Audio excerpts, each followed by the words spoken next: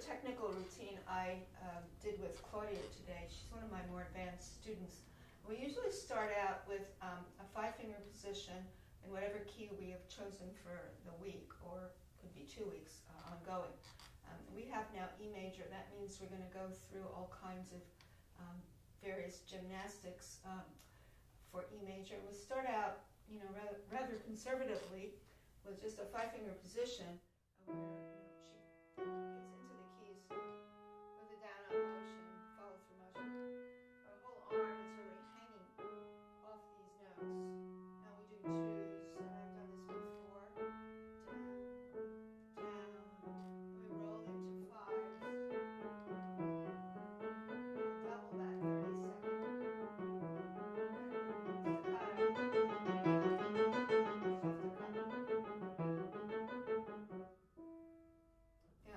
With the staccato, we really want the contrasting forte staccato and piano staccato, and it could be a little bit of forearm in the fingertips for the softer one. We do it in contrary motion. We also do it in a parallel minor, which first I have her do this as an introduction to the minor. I tell her to breathe in.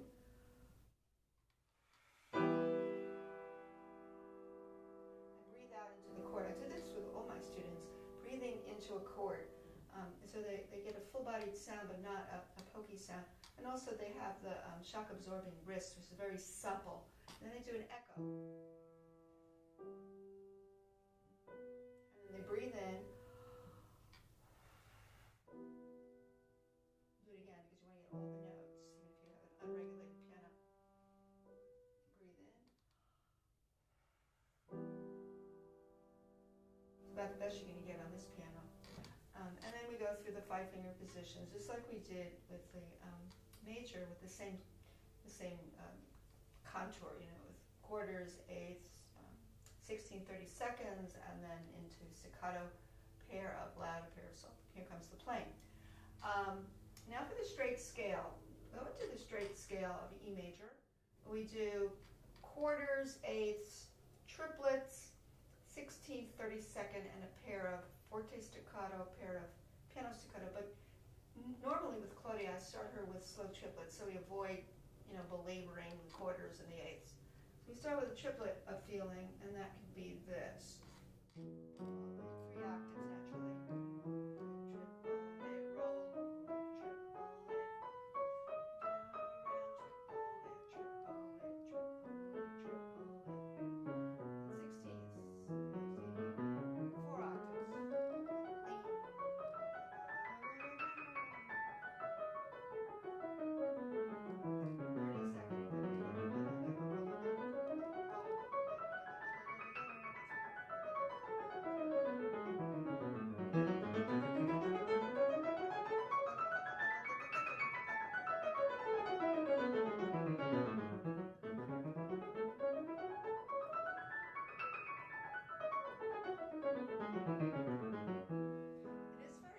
Staccato that fast. I certainly find it hard. If you did 16s, you could really get that.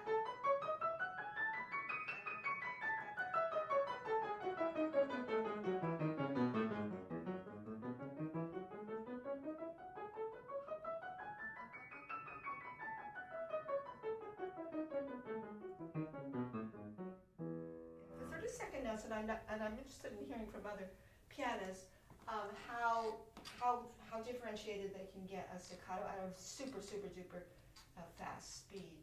That's just total fingertips and very, very loose arms.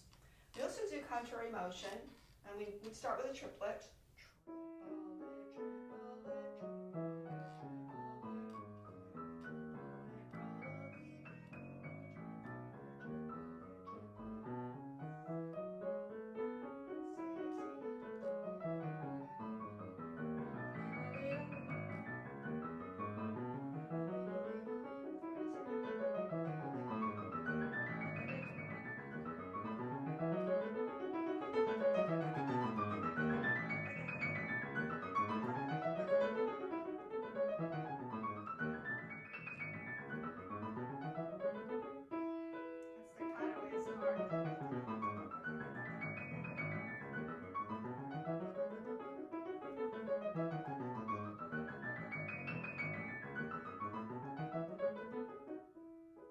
slowed up the 30 seconds.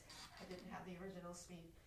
The hard one was at the end because that's where you have to turn around and you have to breathe.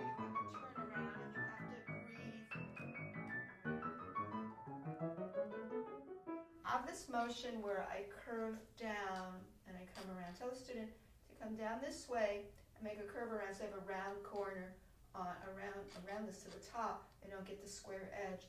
And you have to be very relaxed because you have to breathe.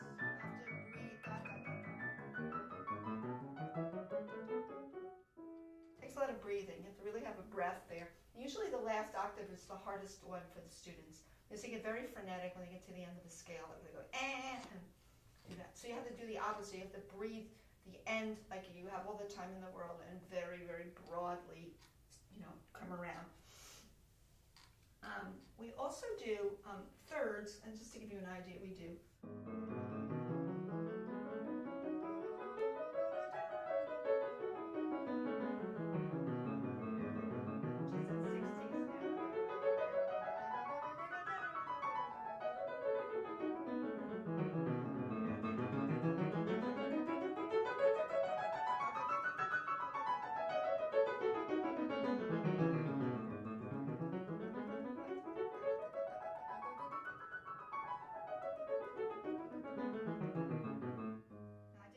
Seconds. I just probably had a faster triplet. So a lot of times with my students, I'll say, okay, we started with a faster triplet this time, so top out at your 16th notes with your staccato, and it's just as well. We also do tenths are like thirds, so I'm not going to. Tenths are actually the same thing, only you're taking the third and displacing it up to the next octave. So that's something that you've already practiced when you've done thirds. So just to give you an idea, the tenths sound very nice.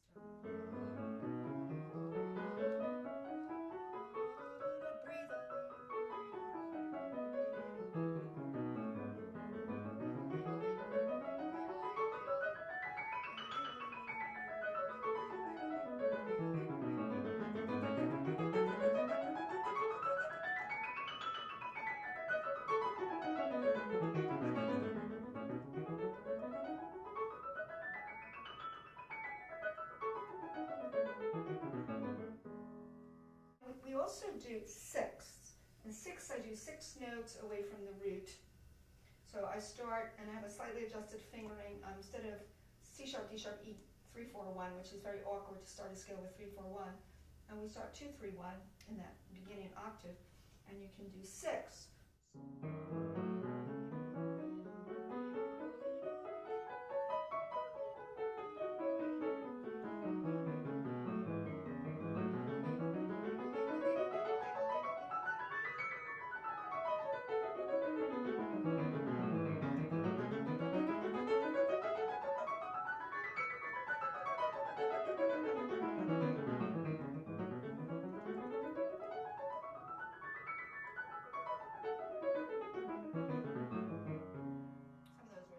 Somewhere. So that's pretty much what we do with the scales aspects of it. If we're in the major, if we're in the minor, we do three different forms of the minor. But this week we've been in E major. We do a standard arpeggio, which is you start with 3 octaves, triplet.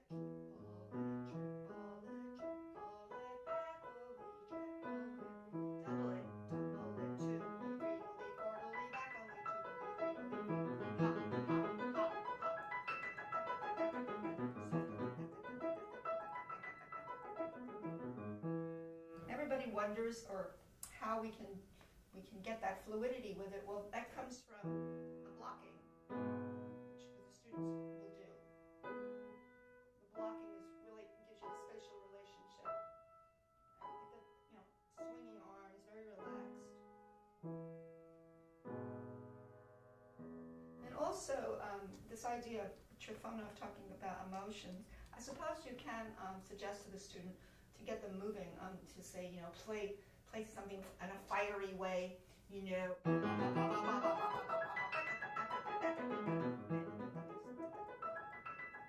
change the mood. There's all kinds of things you can do, I suppose. Now, we could also do arpeggios in contrary motion, like this.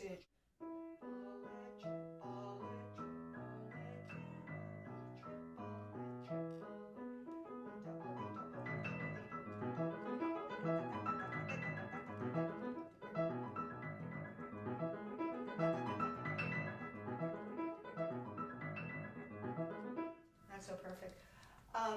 The other thing we do is diminished sevenths of the scale, which will be C sharp, F sharp, A, C.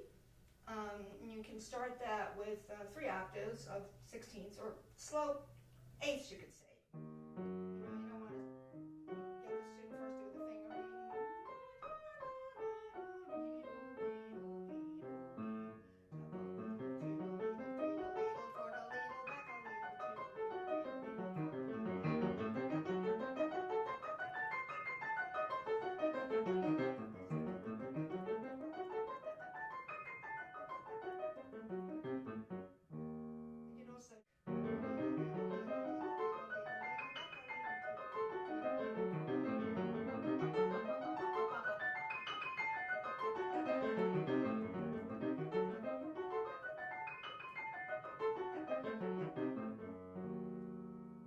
The dominant seventh, really stretches out the hands because the student really has to use long fingers, and which is the B, D sharp, F sharp, A. You have a step here, and that's always an adjustment for anybody after they've been doing the skips. So more spatial kind of geographies here. Breathe through everything. You don't have to do it that loud. You just want to get sort of centered. That's the idea, is to be centered. Roll, 2, leans, roll, 2, 1, 2, 1, 2. So you get the 2, the doubles. 1, 2, swing, 1, 2, swing,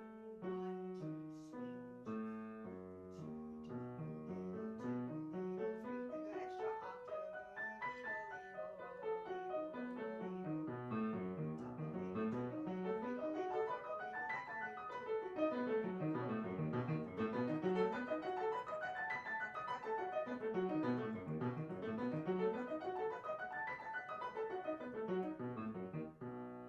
That's kind of tricky. And that 4/5, the weak fingers.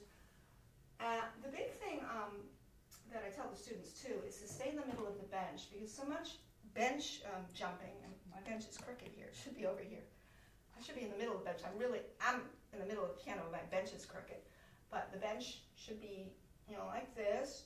You should be in the middle of the bench, and you should just be leaning this way and then leaning that, because I've seen students, when I'm not looking, I say, let's do another key, and they move over the bench to be right behind that key, and then if I say, play over there, then they're moving over there, so they get a completely changed physical perspective of the instrument every time they do that. The little kids do it all the time, and I have my little eye on the side of my head that's always checking. But anyway, this is sort of the routines we do. Oh, I left one out. We do this one, and I did this in another video. But first we block the chords. We do 4-note chords.